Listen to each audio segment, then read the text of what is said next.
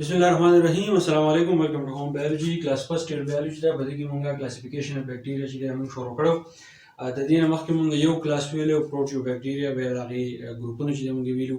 نن به مونږه سیکنډ تھرد فورث اند ففth چې کوم کلاسیفیکیشن دی هغه مونږ وایو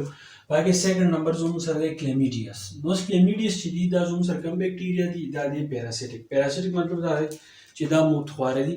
دا وی لیوینګ هاست چې دی هغه وګوري او دا غین خپل خوراک چې دی نه هغه وسیلې نه زګه دی ته ویل کیږي پیراسیټیک لیو ویدن انیمل سیل دا ټول ډیپند کوي په انیمل سیل باندې چې کوم انیمل سیلی کوم لیوینګ سیلی دا غین خپل سورسز علي او خپل سروایول چې دی ژوندۍ پاتې کېدي چې دا نه هغه په دې طریقه باندې چې دی کوي بل به دا چې ډیپند ان د هاست فار دیयर ریسورسز مته اوس ته ریسورسز د ژوندۍ پاتې کېدو لپاره چې سونه سيزونه دي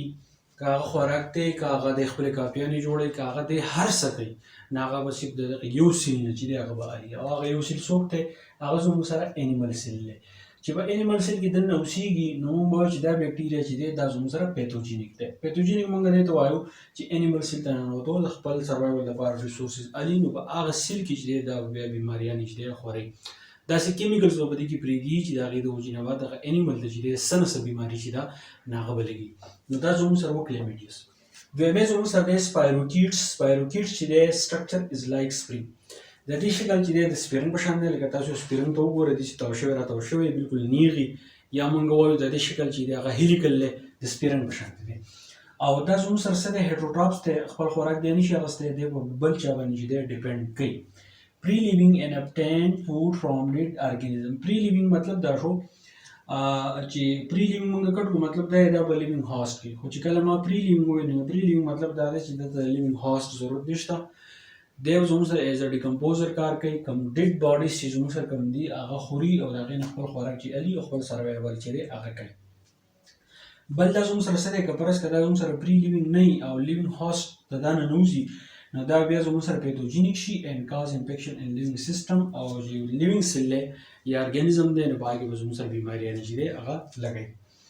بل زموږ سره ساینو بکټیریا دی ساینو بکټیریا چې دی دا زموږ سره پروتو اټوټراپس دی اکویټیک اینڈ فوټوسنتھیټک په دې کې فوټوسنتھیسس کیږي او خپل خوراک تیاری او هو به هغه شان فوټوسنتھیسس کیږي لکه څنګه فوټوسنتھیسس چې دی نه هغه زموږ سره په پلانټ کې کیږي لکه څنګه سیستم چې په پلانټ کې دی هغه سیستم چې دی نه هغه په ساینو بکټیریا کې دی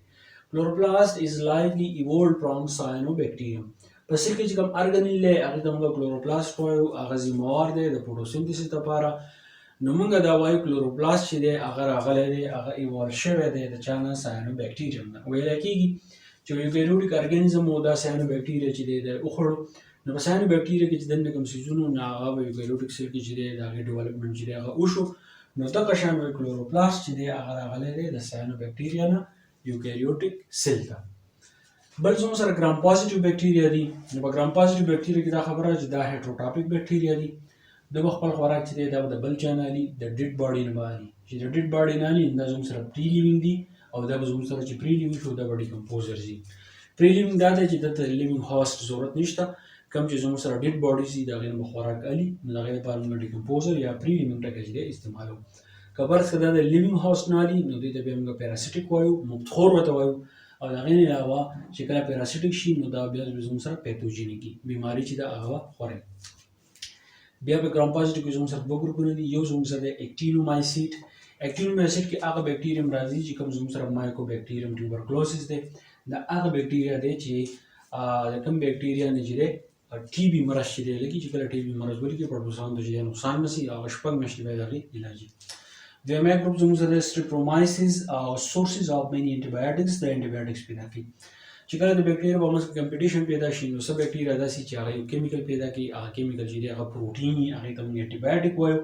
او دا انټي بایوټیک لګي د زموږ سره نور بکټیریا چې دی هغه مړه کوي نو دا زموږ سره څوک دی دا ستریپټومایسیس دی او اخري ګروپ زموږ سره دی مایکوپلازما چې دی د هغه بکټیریا دی واحد بکټیریا دی چې په دې کې سیل وان نه او زموږ سره دا شی دی ټینیس نون سیل ان د ورلد په دنیا کې د ټول نه وړوکی خلیا د ټول نه وړوکی سیل چې دی ناغې د مونږه مایکوپلازما چې دی دا وته مونږه وایو نو د دې سره کلاسیفیکیشن اف بکټیریا چې دی ختم شو. نن مونږه کلیمیډیا، سپایروکیټس، ساینوبکټیریا، ګرام پازیټیو بکټیریا او د هغې نه علاوه ګرام پازیټیو کوم چې ګروپس دي او مایکوپلازما تاسو ته وایي شارټ مو تاسو ته وایي دا په شارټ کوېشن کې راځي، که نه کوېشن کې راځي نو بیا د پروټو بکټیریا چې دی ورسره یو ځای کوئ.